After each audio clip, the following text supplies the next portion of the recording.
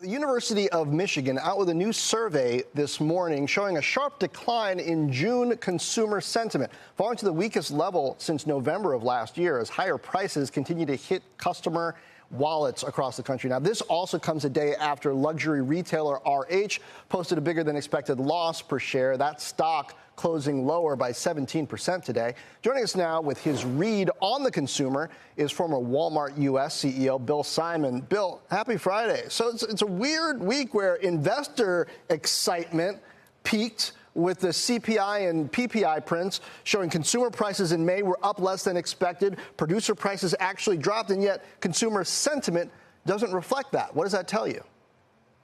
Yeah, I think there's this huge disconnect between Wall Street and Main Street, right? Like everybody's exuberant. The S&P's hitting all-time highs, and we saw the wholesale price index start to even, peak or moderate even a little bit.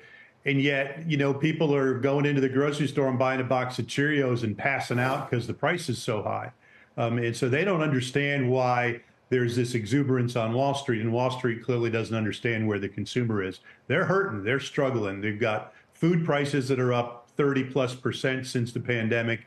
You got housing prices that are up in the 30s, and you got transportation costs in the 20s, and that's 70 or 75% of middle America's budget right there, and it's just chewed right up. And yet the consumer is still spending and spending on experiences. Normally, if the consumer felt this bad, shouldn't we expect to see other indications in areas like that?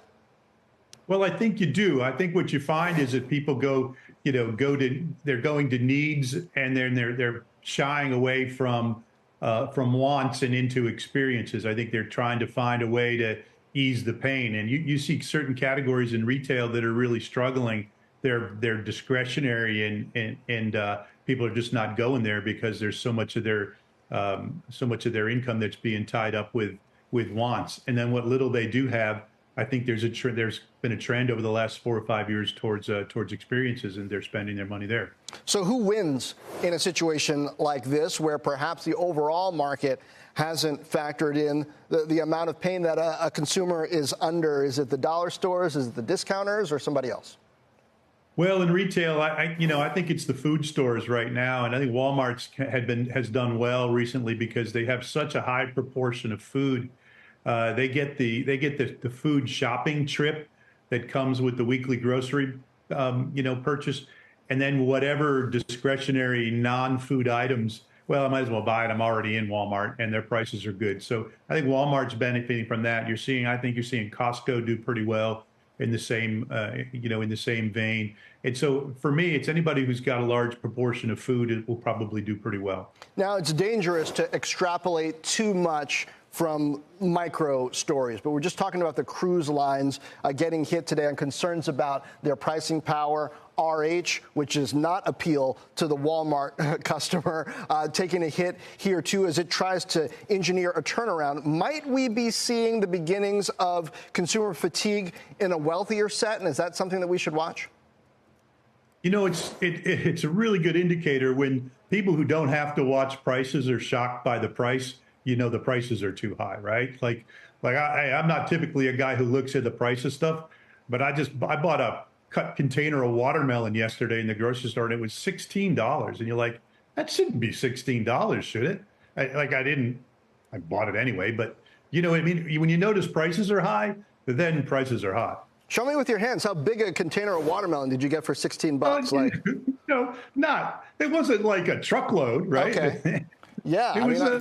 Okay. Like maybe you just get a couple of the fruits themselves. I don't know. Okay, so maybe I should get a knife. Yeah. I just had to ask. Like if I were just watching, how big a container do you get for $16? So what does this say about Q4, perhaps, at a time where we've seen a lot of retailers trying to, or at least suppliers to retailers, trying to get goods into the supply chain early because of problems out there in logistics?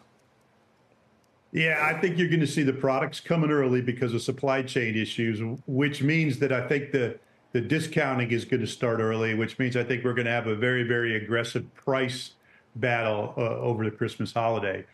Because if the goods arrive early, retailers can't sit on them by and large. They need to turn them into cash. And so we'll start to see the contest start for who's going to who's going to pull the trigger fastest here on price action discounting on holiday merchandise.